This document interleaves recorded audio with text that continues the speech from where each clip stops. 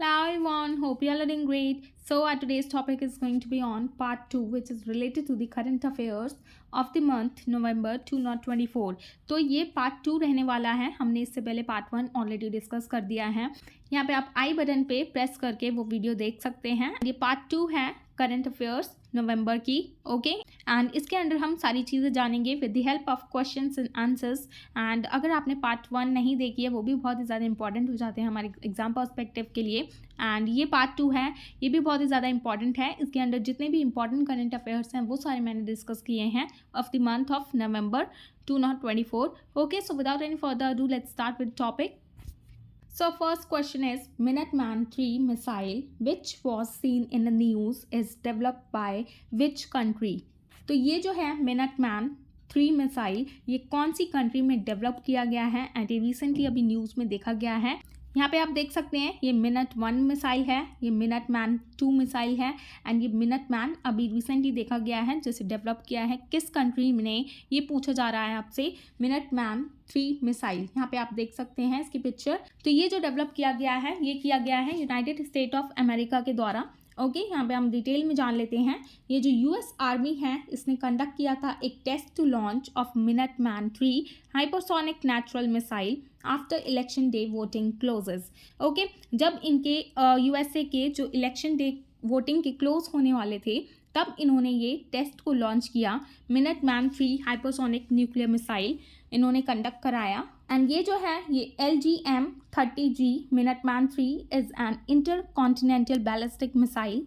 यहाँ पे आप देख सकते हैं जिसे यूज़ किया है यूएसए ने. एंड ये कब से ऑपरेशनल में है, ये 1970s से ये ऑपरेशनल में है. यहाँ पे आप देख सकते हैं पहले Minuteman I आया मिसाइल, Minuteman II आया, फिर Minuteman III अब ये आया है. एंड इसको डिज़ाइन किया गया है बाय बोइंग के ज़रिए एंड बोइंग कंपनी ने इसको डिज़ाइन किया है. And it was originally meant for 10 years of service but has been modernised. Okay ये पूरे 10 साल के लिए बनाया गया है कि 10 साल इसका यूज़ कर सकते हैं बट इसको मॉडर्नाइज भी करते रहना पड़ेगा. ओके एंड ये जो कंट्री है US United state currently has about 440 Minuteman III missiles in its Arsenal with a replacement planned for 2029. Okay तो इनके पास टोटल 440 Minuteman III मिसाइल्स हैं. ठीक है यहाँ पे आप देख सकते हैं ये यूएसए के पास है. आगे हम और डिटेल में जान लेते हैं इसके बारे में. तो यहाँ पे आप सोच रहे होंगे ये बैलिस्टिक मिसाइल आपने सुना ही होगा एंड ये इंटरकॉन्टिनेंटल बैलिस्टिक मिसाइल जिसके बारे में हमने अभी देखा. जो Minuteman III मिसाइल है वो इंटरकॉन्टिनेंटल बैलिस्टिक मिसाइल है. ओके तो अगर आपको डिफरेंस चाहिए कि what is the difference between ballistic missile and an intercontinental ballistic missile which is abbreviated as ICBM. तो ये जो intercontinental ballistic missile है इसकी जो रेंज और स्पीड है वो बहुत ही ज़्यादा है ballistic as compare to the ballistic missile. Okay तो यहाँ पे हम डिटेल में देख लेते हैं इसकी जो रेंज रहेगी ICBM की. इसकी रेंज है more than 5,500 kilometres which is 3,420 miles. Okay, while other ballistic missile have shorter ranges. अगर हम इससे कंपैरिजन करें बैलिस्टिक मिसाइल की उसकी बहुत ही ज़्यादा शॉर्टर रेंज होती है. ओके एंड इसकी स्पीड की बात करें ICBM की, इसकी स्पीड जो है वो फास्टर है देन अदर बैलिस्टिक मिसाइल से. ओके एंड इसकी जो फ्लाइट है the largest ICBMs can even achieve full orbital flight. तो जो ऑर्बिट है हमारा जो उसके फुल चक्कर ले सकता है वो लार्जेस्ट ICBM जो है. ओके तो ये कंपैरिजन है एक बैलिस्टिक मिसाइल से ICBM का. एंड ये क्वेश्चन यूजुअली पूछ लिए जाते हैं साइंस सेक्शन में कि इनका कंपैरिजन देके 3 स्टेटमेंट्स आपको दे दी जाती हैं. तो ये बहुत ही ज़्यादा इंपॉर्टेंट हो जाता है उस पर्सपेक्टिव से. ओके नाउ नेक्स्ट अगर हम बात करें इसके फीचर्स की, जो Minuteman III hypersonic nuclear missile है ठीक है उसके बारे में हम जान लेते हैं जो यूएसए ने रिसेंटली अभी टेस्ट लॉन्च किया था. ओके ये एक 3 स्टेज मिसाइल है which is solid fuel missile. And ये जो मिसाइल है ये 18.2 मीटर लॉन्ग है. यहाँ पे आप देख सकते हैं 18.2 मीटर लॉन्ग है with the diameter of 1.85 metre and long weight of 34,467 kgs का है ये. ओके एंड इसकी स्पीड की अगर हम बात करें तो इसकी जो अप्रॉक्सीमेटली स्पीड रहेगी वो रहेगी 15,000 miles per hour रहेगी which is 24,000 kilometre per hour at burn out hypersonic. Okay. And इसकी जो मैक्सिमम रेंज है वो रहेगी 13,000 किलोमीटर, इसकी कैपेसिटी रहेगी जाने तक की 13,000 kilometre, and is capable of carrying a payload of 3 re entry vehicle. Okay, and ये जो है ये कैरी करेगा a single nuclear war head pursuant to arms control agreement between the US and Russia. तो ये लीगली एक document sign किया गया है इन दोनों के बीच। ओके, तो ये आप याद रखिएगा। Now next question is what is allulose that was recently seen in news। तो allulose यहाँ पे आपको पता लग रहा होगा ये एक स्वीटनिंग एजेंट है। ओके, तो इसके बारे में हम डिटेल में जान लेते हैं ये अभी रिसेंटली न्यूज़ में क्यों देखा गया है। तो रिसेंटली अभी साउथ कोरिया ने एक टेस्ट किया था for the sweetener allulose also known as D allulose और डी पिसिकोस। ओके, इनके ये नेम्स है, इनको आप दूसरे नेम से भी जान सकते हैं। ओके, एंड वहाँ पे एक टेस्टिंग की गई ग्राउंड फॉर स्वीटनर एलुलोज के लिए। ठीक है, एंड ये जो है ये नेचुरली अकर होता है फूड्स में allulose like wheat, raisins, figs and molasses and is commercially produced from beet sugar और कॉर्न। तो ये इससे प्रोड्यूस किया जाता है बीट शुगर और कॉर्न से। एंड ये जो एलुलोज है ये 70% एज स्वीट एज शुगर है एंड नियरली कैलोरी फ्री है। एंड ये बनाता है एक popular sugar substitute specially for people with the diabetes. तो जिनको भी डायबिटीज़ है वो इस शुगर को कंज्यूम कर सकते हैं एज अ सब्स्टिट्यूट। ओके, अगर हम इसके ड्रॉबैक्स भी हैं, अगर हम इसके हाई डोज लेंगे तो इससे क्या क्या हो सकता है, नोजिया हो सकता है, डायरिया हो सकता है and other gastro intestinal issues भी हो सकते हैं इससे। Okay, and the USA FDA which simply stands for food and drug administration, जो यूएससी की FDA है उन्होंने ये अप्रूवल दे दिया है इसको generally recognised as safe. Okay, इसको अप्रूवल ये मिल चुका है कि ये सेफ है, डायबिटिक पेशेंट के लिए भी सेफ है and it is also approved in Japan, Mexico, Singapore and South Korea as well. Okay, तो ये जो स्लाइड है ये बहुत ही ज़्यादा इंपॉर्टेंट हो जाती है। एलुलोज एक स्वीटनिंग एजेंट है जो कि एक डायबिटिक पेशेंट भी उसको कंज्यूम कर सकते हैं as a substitute of sugar. Okay, and ये पूरा कैलोरी फ्री होता है, इसको कोई भी ले सकता है and 70% as sweet as sugar होता है। ओके, तो ये आप याद रखिएगा। Now next question is which city is the host of Women's Asian Hockey Championship trophy 2024। तो रिसेंटली अभी जैसे आपने देखा कि विमेन का Asian hockey championship trophy conduct कराया गया था 2024 में, तो वो किस सिटी में कंडक्ट कराया गया था? तो correct answer is Rajgir, Bihar में। ओके, यहाँ पे हम डिटेल में देख लेते हैं। 2024 में ये women's Asian championship trophy conduct कराई गई, विमेन एशियन चैम्पियनशिप ट्रॉफी, जो कि हुई थी फ्रॉम नवंबर 11 से लेके 20 तक at Rajgir hockey stadium, Bihar में। Okay, this is the first international hockey tournament in Bihar.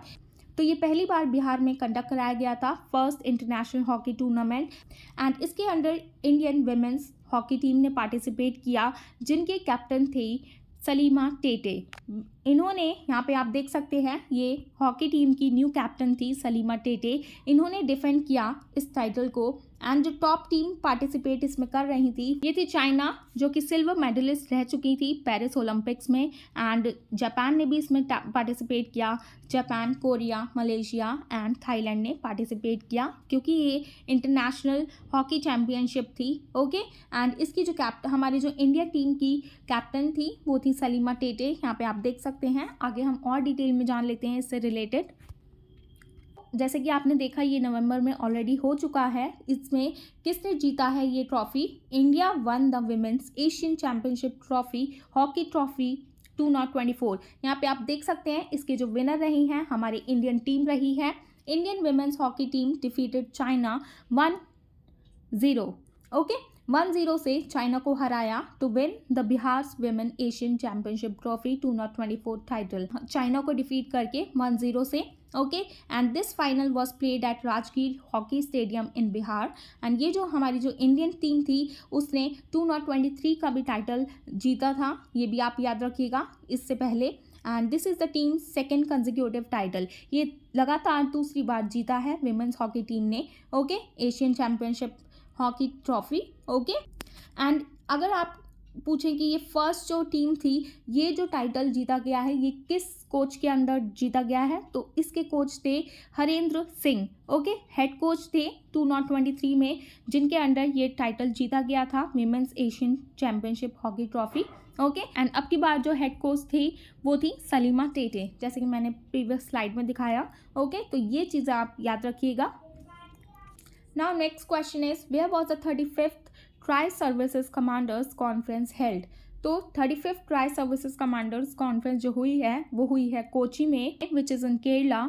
Okay, यहाँ पे हम डिटेल में देख लेते हैं। तो chief of defence staff general Anil Chauhan ने ये 35th tri services commander conference को लीड किया था on 13th November 2024 at southern naval command Kochi, Kerala. Okay, and ये जो कॉन्फ्रेंस है इसके अंडर कौन कौन इंक्लूडेड थे?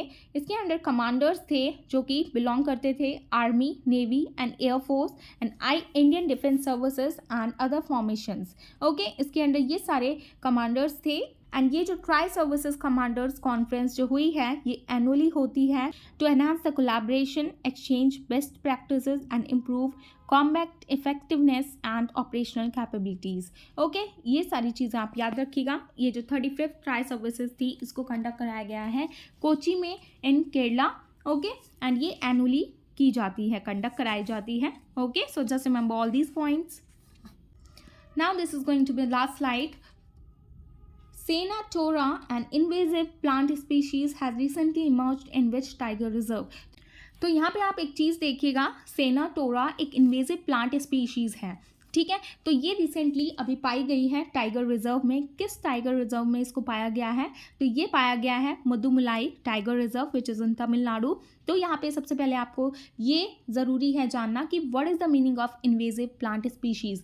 तो इन्वेजिव प्लांट स्पीशीज़ जो होती हैं वो एक नॉन नेटिव ऑर्गेनिज्म होते हैं। नॉन नेटिव मतलब वो एक ऐसी जगह पे आ जाती हैं जहाँ पे वो कभी भी उगी नहीं है, एकदम से वो वहाँ पे उग जाती हैं, आ जाती हैं, जिसकी वजह से क्या होता है कि वो बहुत तेज़ी से क्विकली स्प्रेड होती हैं उस जगह पे, जिसकी वजह से वो कॉज करती हैं harm to the environment, economy and human health, जिसकी वजह से वो एनवायरनमेंट को हार्म पहुंचा सकती हैं एंड उसकी वजह से जो भी एक नॉर्मल प्लांट है वो सर्वाइव नहीं कर सकता है। तो ये इतने पैमाने पर स्प्रेड हो गई हैं, ये देखा गया है मुदुमलाई टाइगर रिजर्व में, ये तेज़ी से स्प्रेड होती जा रही हैं, जिसकी वजह से आगे के टाइम में एनवायरनमेंट में नुकसान देखा जा सकता है। तो ये इस स्पीशीज़ का जो नेम है सेनाटोरा है, which is recently emerged in Mudumalai tiger reserve which is इन तमिलनाडु। तो वहाँ पे ये क्या, तो ये न्यूज़ में इसीलिए है। तो इसका क्या क्योर किया जा सकता है? तो वहाँ पे अभी तमिलनाडु फॉरेस्ट डिपार्टमेंट ये वर्क कर रही है कि इसको पूरी तरीके से रिमूव कर दिया जाएगा।